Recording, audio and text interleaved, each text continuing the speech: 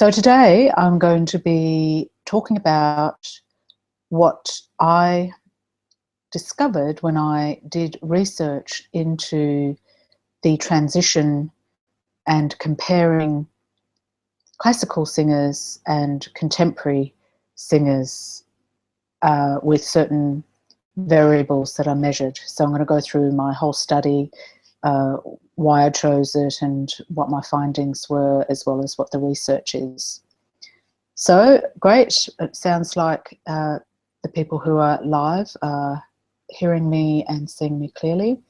I'm actually talking from Australia, which is my home, in my hometown, Perth, and just had a great singer-teacher training weekend here in Perth over Saturday and Sunday with 7 teachers, so I'm feeling pretty pumped.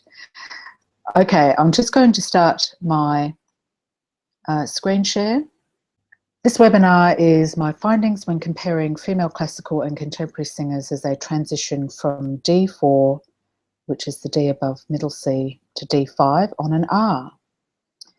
The actual study itself had the official title of An Investigation of the Laryngeal Mechanism During Vocal Register Transition in Female Vocalists. And I did this at the University College London. So before I delve into my research, I'm just going to talk a little bit about my background and how I sort of got to this place.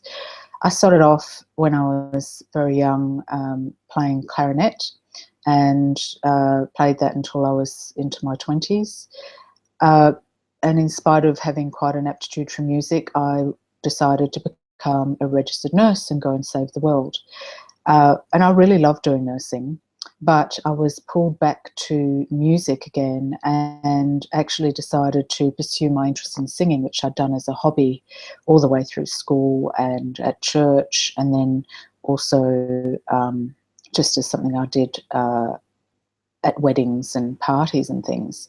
So I started having lessons and I trained classically because at that time there wasn't really much else to choose from, and it seemed to me logical that these people who trained their voices knew something about training any voice. And so I went down that path of classical for about 6 or 7 years.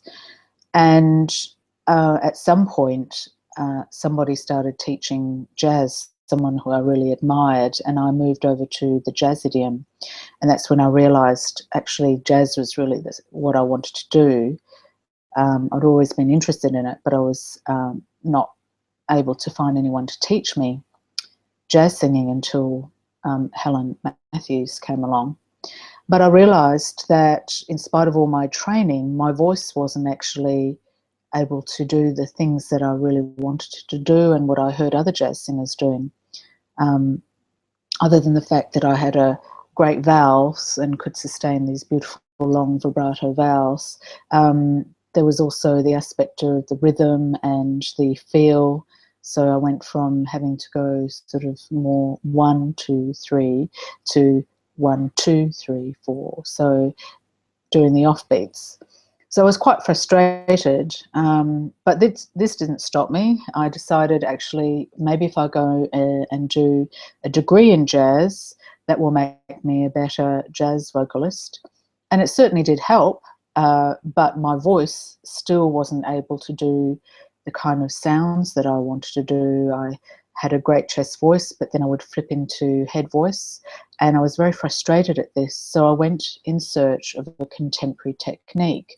So at this stage, we're up to the late 90s.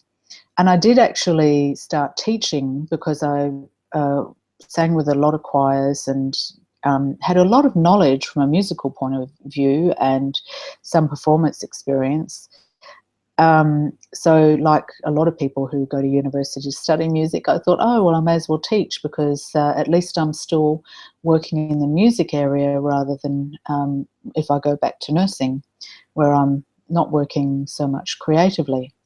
So I started teaching, but in the meantime, I was still attending workshops and going to all sorts of different classes and trying out different teachers. And I eventually came across a method that did actually help with the contemporary voice called speech level singing, or SLS.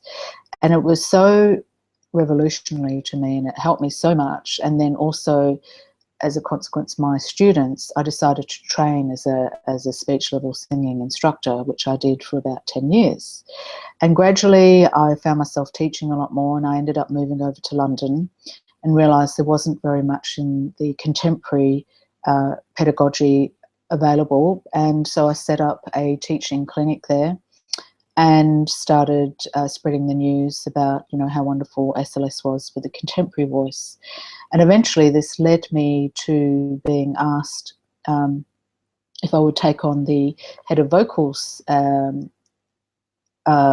role at the Academy of Contemporary Music, and this is in Guildford in the UK. So I had to deal with a lot of singers who worked in the contemporary idiom, and you know, also deal with performance and performance anxiety and all the sort of things that we encounter in the world of singing and performing. When I left the Academy of Contemporary Music, or ACM, I, around the same time, discovered that there was a master's going on at UCL called Performing Arts Medicine, or PAM. And this would enable me to bring together my medical background and my performance background. So I jumped at this opportunity to do this master's, jumped in with 2 feet and not really looking very clearly. But there you go. So this is how we then get to this stage of me doing this study, because obviously as a voice specialist, or, you know, that was my area of interest, I made the obvious choice of doing a study related to the voice. So why, oh why, which is, if you ever go into research, you'll know there will come a point when you just go, why did I do this? But anyway, I realised that there was not very much research being done on the voice, especially the contemporary voice. And I wanted to explore what the similarities and differences were between these 2 very common singing styles. I mean, you know, classical's been around for hundreds of years, and contemporary something that maybe has, you know, I suppose in the folk idiom has been around for forever as well. But certainly it's a very dominant singing style, and they're both singing, so there must be some similarities, but there were obvious differences too, and I just wanted to see if I could identify what some of these were. And then, of course, because I was teaching and specialising in teaching, I was really interested to know, so that I could pass on this information to other people, whether it was my own singers that I worked with in my studio, or whether it was other singing teachers who wanted to understand how these differences would impact on their teaching strategies and pedagogy. So I'm pretty sure that most of you singers out there could say very quickly whether someone had a classical background or a contemporary background. I'm just going to play a little bit of comparison between 2 singers who are singing in very much the same area of the range, but one's classical and one's contemporary.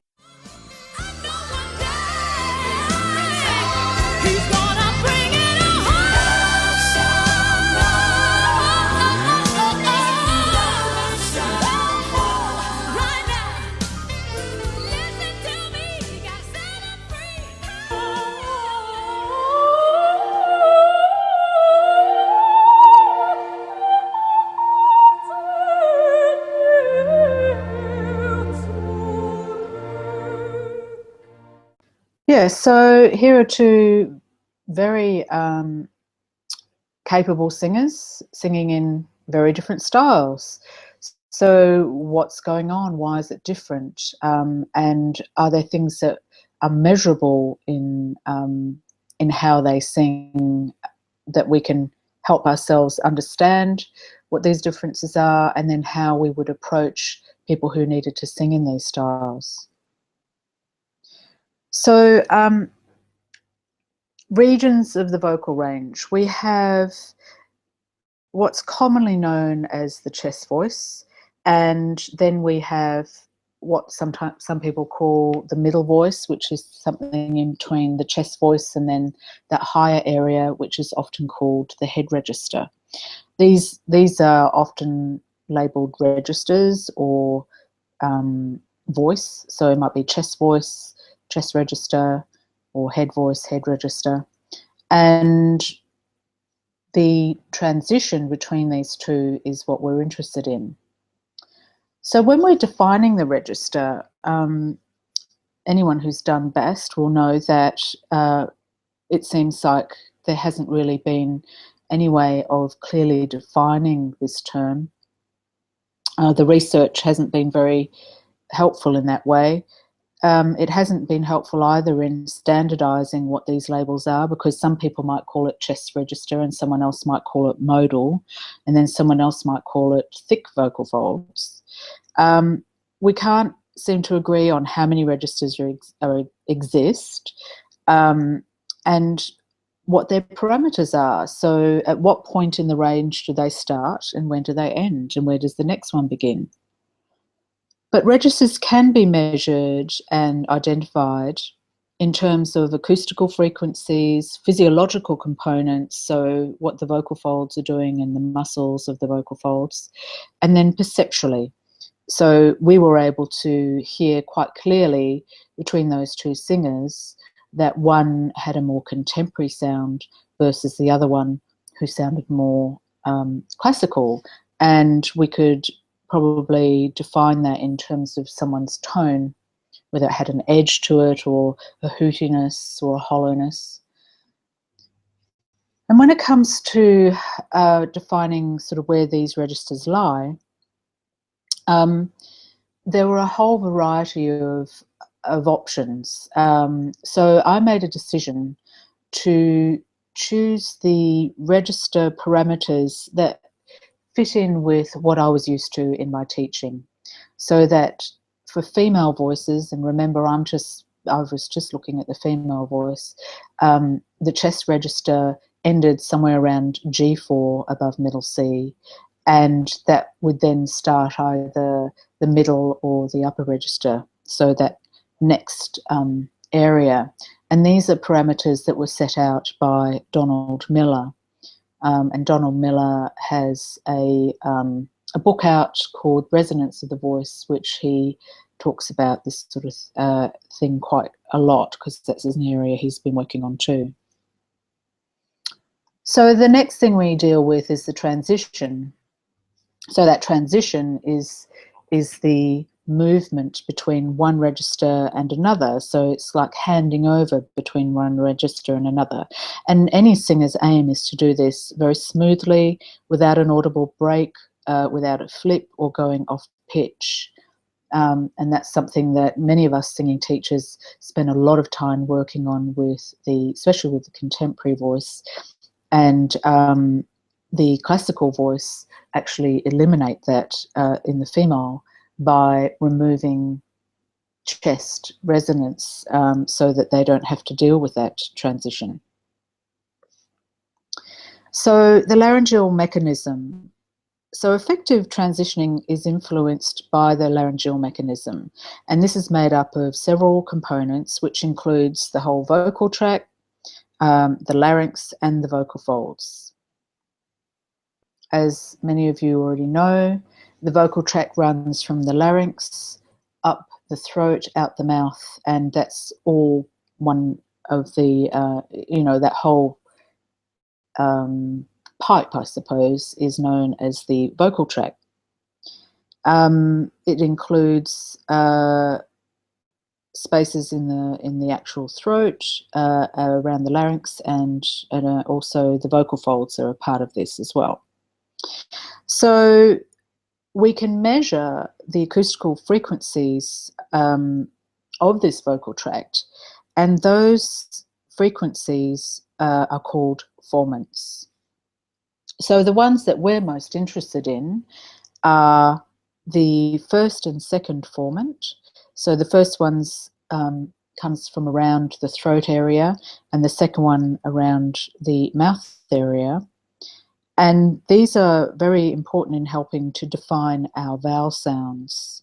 I'm not going to go into, the background of this at this point, but it's just suffice to say that a way of measuring the acoustics of the vocal tract is to measure this in frequency, and we come out with a variety of different formants. There'll be an infinite number of formants, but the first two are most important because they form our vowel. And here we have an R, an E, and an U, and we can see that they're measurable. So also, as I said, part of the laryngeal mechanism is the larynx, and we can see that the larynx has quite a bit of movement. It's very mobile. It can go up and down and sideways, but in singing we're more interested in how raised or stable, or neutral or low it is. So this is also something that can be measured whilst we're singing. When we look at the vocal folds, we're looking at the actual oscillation that a vocal fold will make, which is obviously hundreds of times a second when we're creating a pitch. One oscillation is called a mucosal wave, and the percentage of time that the vocal folds are closed can be measured as well. So if we look at this image, we can see that during one mucosal wave, the vocal folds open at the bottom and then open at the top and start to close at the bottom, and then just before they start to open again, they're closed. So we can actually measure this as a quotient or percentage of time. So we could either measure the closed quotient, so how long it's closed for, or we can measure the open quotient as well, but I chose to measure the closed quotient.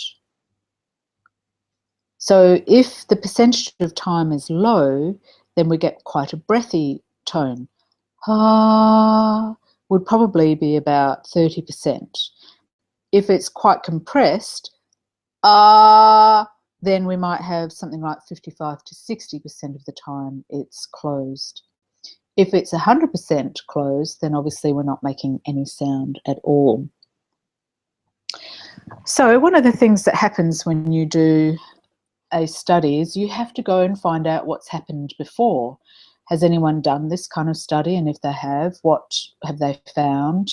And are they measuring the same kind of things that you are? Is it a test that maybe you could repeat and try and see if you come up with the same conclusions? And then also, what kind of measurements people took, what kind of machinery they used, what were the parameters, how many people did they study, what conclusions did they come out with, did it correlate with anything else that they'd read or researched in the literature. So when I was looking around to see whether anybody else had done this, I found that first of all there was very little research done on the female voice, and even less using the contemporary voice. So in research they call this contemporary commercial music, or CCM. And this includes anything like rock, pop, jazz, folk, country, and musical theatre. And then the other thing I noticed was that most of the time the subjects they used came from a classical or musical theatre background as opposed to straight rock pop. When it came to formants, it has been found that classical singers tend to adjust the formant frequencies as they transition between registers, and this is quite commonly known as vowel tuning or modification. There was also a research paper that showed that F1 and 2 were higher in the musical theatre middle register in comparison to the classical middle register. So that was quite interesting to find that somebody had looked at that. When it came to laryngeal height, there was really limited research, and often if it was involved, it was only one variable amongst several that were being measured.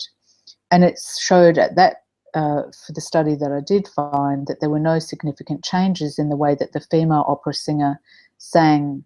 There was no changes in the laryngeal height, not significant changes, as this female opera singer sang from their chest to their middle register. And there's all sorts of potential reasons why that might be. Okay, so vocal fold contact. So the closed quotient.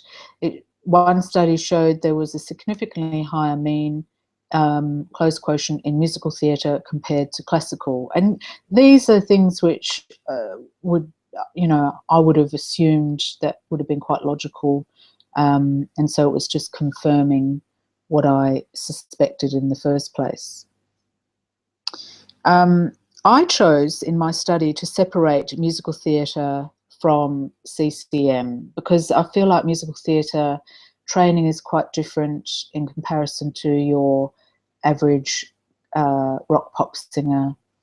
Also, the vocal requirements are really different to your average rock pop singer. And I felt like, in fact, really we could have three ways of defining singers, which could be contemporary, rock pop, musical theatre and classical, based on the way they were trained and the way that they have to use their voice. Obviously, there are many vocal qualities that the musical theatre singer will need, so it's still a good reference point. So in my research, I decided to measure formants 1, 2 and 3. I chose 3 because the sound I was using was R, and there is a measurable element of F3 in an R. Most of the other vowels don't have F3. I also wanted to measure what the laryngeal height was doing, and then vocal fold contact quotient. And I wanted to also to make sure that I was using singers who could successfully transition from their chest register to the middle register. I didn't want to have to be measuring people who weren't able to do this very successfully under their own steam. So that was, made a little bit difficult sometimes in finding subjects. So what were my expectations? So with every study, you have to create a hypothesis. So the hypothesis was that there wasn't going to be a statistical significant difference in formants 1, 2 and 3, laryngeal height and closed quotient between a contemporary singer and a classical singer. So the alternative is that there is a statistically significant difference between those different elements. And in research, you have to come up with both a hypothesis and an alternative hypothesis. I used a D major scale, 8 notes, and the vowel R as in father. We can see here the notes that I used, so D, E, F sharp, G, A, B, C sharp and D. And the singer just had to sing up. They didn't have to go back down again. I chose what's called a convenience sample of singers, which means that I chose them. Partly, as I said, because I wanted to make sure that they were singers who could actually sing through the transition successfully. I wanted people who'd been singing professionally for a while. And I also wanted to make sure that they were healthy and fit, to sing. They're in good vocal health. I had 10 of each style. They were all professionals and all in good health and able to transition easily between chest and middle register. So here is an image of one of my subjects. I used a EGG machine. So EGG picks up the electrical current that comes from whatever, anything that vibrates. And in this instance, obviously, it was the vocal folds. So this is called a laryngograph. And the electrodes that you have here were placed on either side of the larynx. Then they didn't have to have headphones. I used the headphones really to fix the microphone. So there was a microphone at the end of the, like I attached to at the end of the microphone arm of the headset, and that was 50 millimeters from the corner of the subject's mouth. So that was measured a few times during the study. And then I got them to sing the 5-tone R, and I recorded it, and I used Speech Studio, and then record, which is part of the software that comes with the laryngograph. And so let's have a listen to examples. So this is the classical example.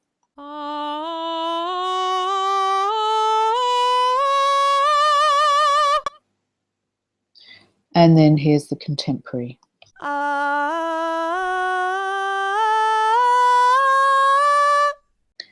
So what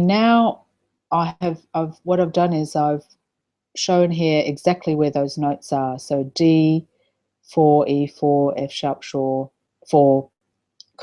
can't speak today, I think it's the jet lag, up to D5. And these are the formant frequencies that we see here. Here's we can see that the signal is getting to the microphone, and here is the measurement of the closed quotient. I then zoom in, so I pick a little section of each note, and this is where I started to go a little bit spare, if I'm honest. All right, so then I take a little section of each note and I zoom in. So when I zoom in, so I've zoomed in here to the blue and the green frequencies. So this is the point at which the signal reaches the microphone. And this here is the measurement from the laryngograph, from the electrode, and it's the start of the vocal fold closure, and then the start of the vocal fold opening, and then it's open, and then we're back to closure. So I measured between what was going on between the start of the closure and then the start of, through the opening, and then the start of the closure again. So in order to figure out the height, so I can't measure the actual physical height, I just have to measure what it is and compare and do take a measurement and then compare it to what the others are doing. So it's all a relative height. So was this singer relatively higher in a percentage level than the other person? So there's a particular formula that I had to use, which included something to do with sea level, pressure at sea level, or time at sea level. I can't remember now, it's been a while ago, in order to get this measurement.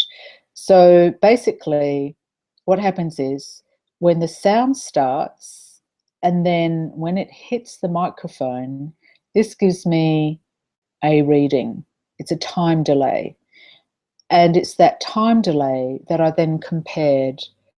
So did it take longer or shorter in comparison to other singers or other styles? So that's how I measured laryngeal height. Formants were read, basically, I went in and I measured these formants 1, 2, and 3 for each note. So I did, for each note I did formants 1, 2, and 3. I did laryngeal height, and I did closed quotient. So the closed quotient, basically the machine actually measures that for you. So that was a relief that I didn't have to do any working out. It gave me the closed quotient in terms of a measurement.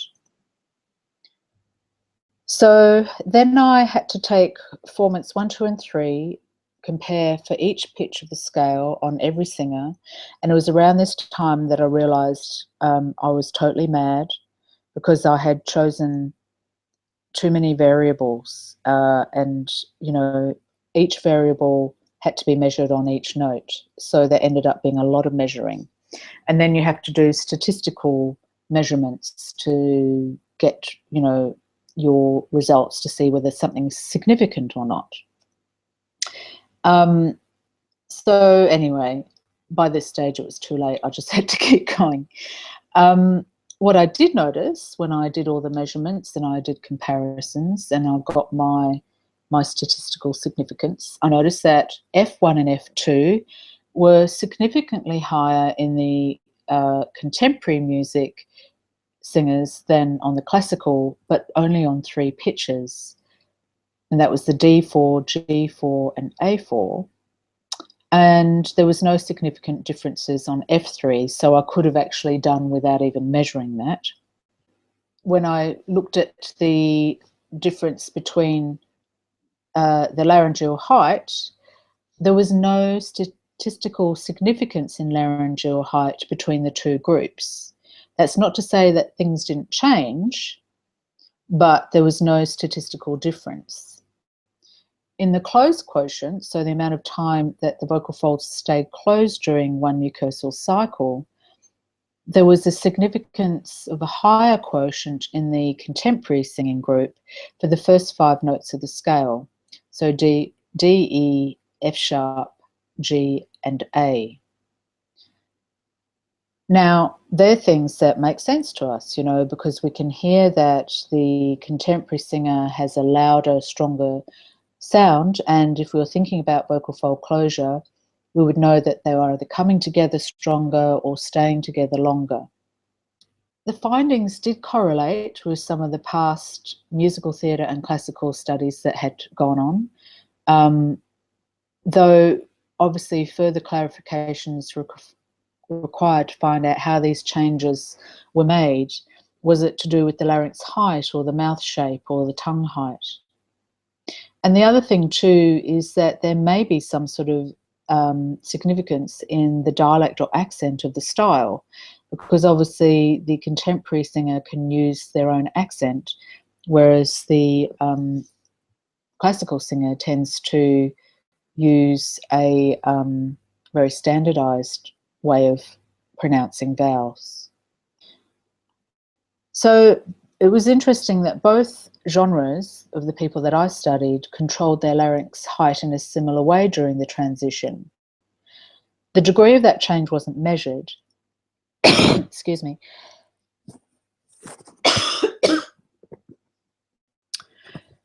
Finding the dry heat, and I don't like to rave on about the fact it's quite warm here in Australia, but the dry heat's getting to my throat.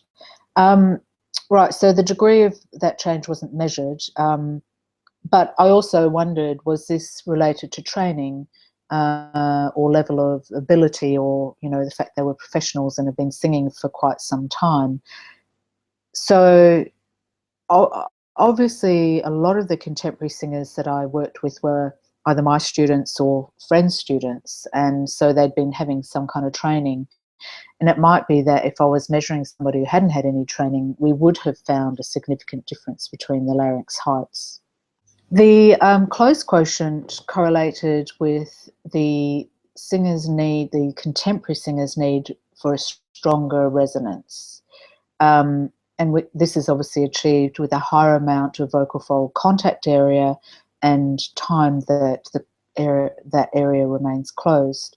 And these matched with some past studies that have been done on musical theatre and classical singers in that same vocal range on the same vowel. So I was kind of relieved, that I had actually, confirmed that those what I was looking at was, and what I concluded was similar. So what were my study limitations? It's always important to think about, when we're looking at research, we're looking at a very small component. You know, I only had 20 singers, and that's not a lot when it comes to looking at statistical difference. To be honest, you need thousands of people to come to any significant conclusions. But, you know, the other thing is that we only compared the significant differences between the groups and not the degree of differences within each group. So that might have been interesting to do, to see whether there was any differences within the group itself. Not all of the singers actually warmed up before they did this study, and so I wondered if that might have had an impact on my results. All the singers were trained, as I said, so whilst that was good for my purposes, you know, I wanted people who were in control of that transition. Would we get some different results from people who could still transition but weren't trained? I then discovered, during probably about 3/4 of the way through, that the kind of instruments that I had and the software that I had to measure frequencies, or the formant frequencies, couldn't measure formant frequencies above A4 or 440 hertz accurately. But by that stage, I was well into the study, and I couldn't really do anything about that. So my results are going to be skewed, or, you know, they're going to have be affected by the fact that the instrumentation and the software weren't really able to accurately measure those frequencies. And of course that affected A, B, C sharp and D. And actually, if I'm honest, they're the notes that I really wanted to find out more about. The closed quotient and the laryngeal height were only relative measurements between the singers and the groups. So in order to get an accurate laryngeal height measurement, we would have had to do an MRI and been able to measure how far the larynx moved. And also with the closed quotient, you don't really know. That percentage comprises of, you know, the open and the closed phase to a certain extent, and really, unless you were to have a probe, a needle, into the actual vocal fold muscle, there's no way of really knowing how much of the vocal fold was closed. Was it along the full length? Was it along the vertical? You know, it might have only been part of the vertical, might have been the top half or the bottom half. There's no way to measure it really using the method that I use. The microphone in the study may not have been sensitive enough for those higher frequencies, so it was another learning curve. And obviously a much larger sample size is required for meaningful results. So conclusions and implications, well, there are definitely some identifiable differences. If I was to do this study again, and I may do at some point, I'm going to have to make sure that I get accurate voice and voice-sensitive instruments in order to do the formant frequency readings. I think that science can augment and benefit a singer and their teacher as far as knowledge and skills and understanding of the voice is concerned. And of course, if we're helping the singer transition more accurately and easily as a result of our understanding of the voice, then we're going to be helping the listeners as well. So that's pretty much my study. I'm happy to take questions if anybody has any. At the end of this are some of the references that I have. Some of the these are only a small selection of the 130 papers I had to read. But if you're interested in those papers, let me know, and I'll see if I can dig them up. I'm sure I've got them on Dropbox somewhere, and you can have access to reading them as well. I highly encourage people to start reading research, because first of all, I think it's really good to know what's happening out there and what people are doing and what it means to research the voice. how people do it, and what people were doing in different countries and different fields as well, you know, because not all the researchers are singers. Some of them are voice scientists, some of them are speech therapists, some of them are singers themselves, and some of them are singing teachers. And some of them are ENTs as well. So there's a whole lot of different people out there doing research on voice. So it's always interesting to see what angle they come from.